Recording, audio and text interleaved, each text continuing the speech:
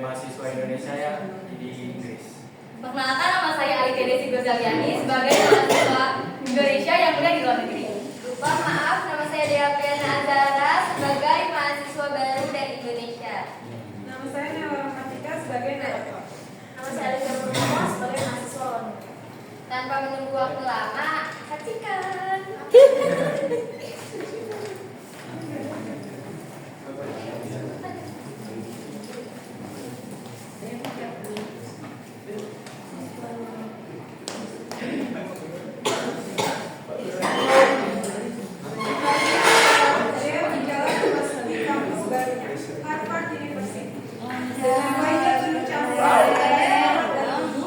Sebagai mahasiswa baru di salah satu universitas paling bergengsi di dunia, ia masih berusaha menyesuaikan diri dengan lingkungan yang terasa begitu megah dan asing.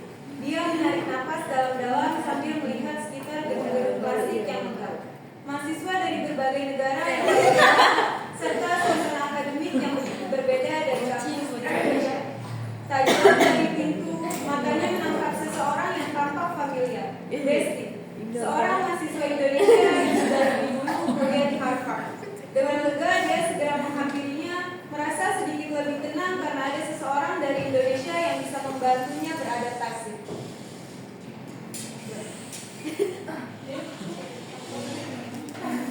Desti bukan sih? Iya. Akhirnya datang juga.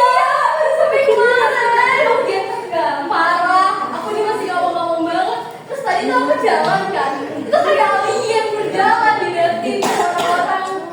Iya sih, kalau misalnya masih baru pasti gitu. Karena di situ kalau ngomong tuh kayak bikin pusing gitu gak sih? Bahasanya tuh kayak oh my god. Ya, ngomong. Ya apa ya? Kita ngomong udah nggak biasa. Begitu aku haus banget nih. Kantin ya.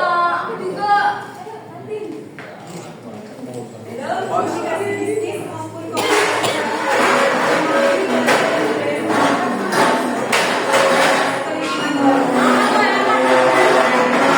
dengan gaya komunikasi yang digunakan pada percakapan formal maupun informal.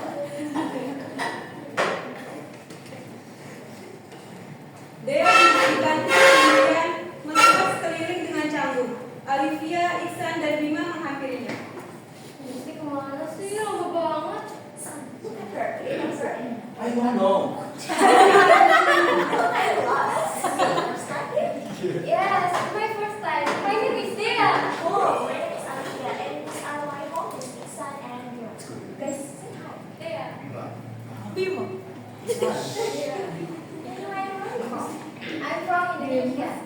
Dalam komunikasi bisnis, keterampilan membangun hubungan interpersonal sangatlah penting. Perkenalan yang baik dapat membantu seseorang membangun jaringan yang lebih luas. Namun, perbedaan bahasa dan gaya berbicara bisa menjadi hambatan awal dalam berinteraksi. Oh, Indonesia, dog. That's it. So everyone here just say first. Oh, radio. Yeah, sini your first time living here. Yes, it's my first time. It's my first time. First time. Yes. Don't worry, still be fine. But before you go, the classes in here are kind of popular. Then we'll give us a whole bit of our whole Dalam komunikasi bisnis profesional, penggunaan bahasa yang jelas dan formal biasanya lebih diutamakan. Namun, dalam lingkungan sosial seperti ini, bahasa yang lebih santai dan penuh lebih sering digunakan. Dea mengalami kesulitan karena tidak terbiasa dengan gaya komunikasi informal seperti ini. Novel. Oh, I know novel. Oh,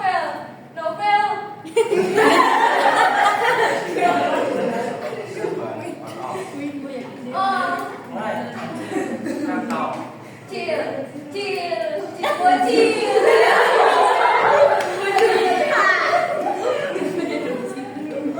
never let us break. He always on our breaks with us. It's also right. Salah satu tantangan dalam komunikasi lintas budaya adalah memahami makna tersirat dalam kata-kata. Dalam dunia bisnis internasional, kesalahpahaman bisa menyebabkan hambatan kerja. Di sini, Dea mulai menyadari bahwa memahami konteks berbeda dengan memahami kata-kata itu sendiri. Next. Okay. Yeah, basically it's frustrating. Okay.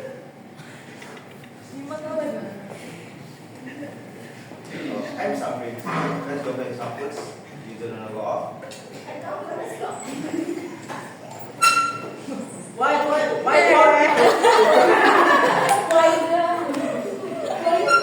Tidak lama kemudian, Desti datang dari tempat Dea sedang kebingungan.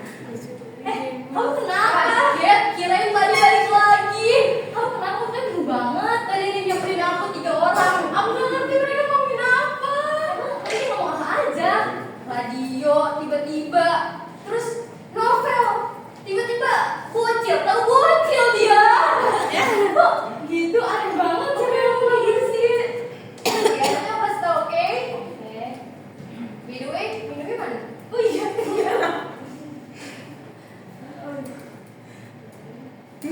Des. Itu loh. Dia insan ini. Dea, you all still here? Yes. Loh, ada Kadisti juga.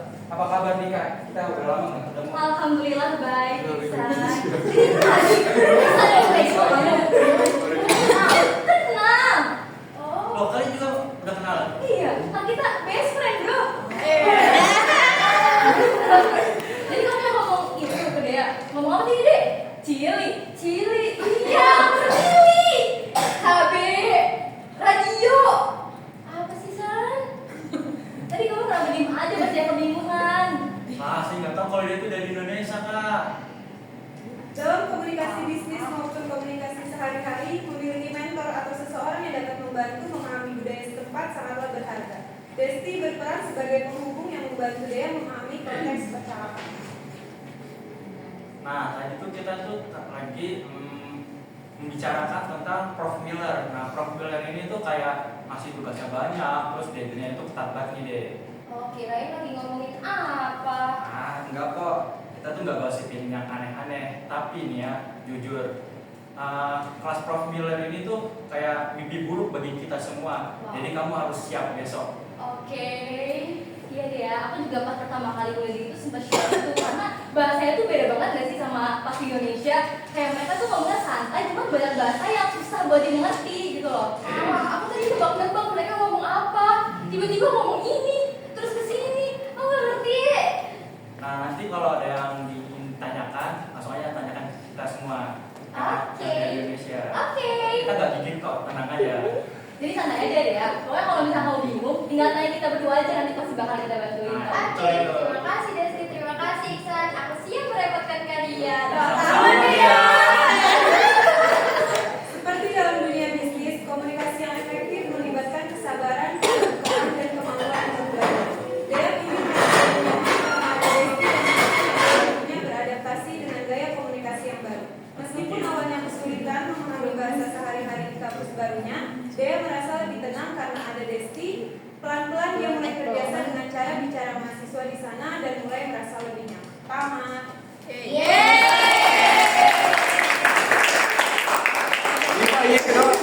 Kesimpulannya adalah menghadapi culture shock di lingkungan baru adalah hal yang wajar, terutama saat beradaptasi dengan bahasa dan cara komunikasi yang berbeda. Tantangan seperti kesulitan memahami slang dapat membuat interaksi terasa sulit. Namun dengan sikap terbuka dan kemauan untuk belajar serta dukungan dari teman atau orang terdekat, dengan begitu proses adaptasi menjadi lebih mudah. Nah, hal ini juga berlaku dalam dunia bisnis, di mana komunikasi yang efektif dan pemahaman budaya sangat penting untuk membangun hubungan yang baik dan sukses. Ya, oke, untuk kelompok ini dari alur cerita, ekspektasi, menghayatkan semua kesatuan. Untuk kali ini kelompok ini yang paling bagus dan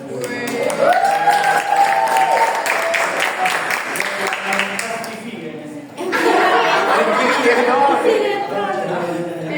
Ya, ini dipertahankan untuk berikutnya supaya kalau bisa lebih baik lagi ya bagus, minimal dipertahankan ya. Semoga jadi pesannya juga di sana aja kita kesusahannya kalau kita beradaptasi di luar, gimana tadi kita harus menanggapi dan lain-lain. Di sini dipertahankan. Oke, kita kasih tepuk tangan untuk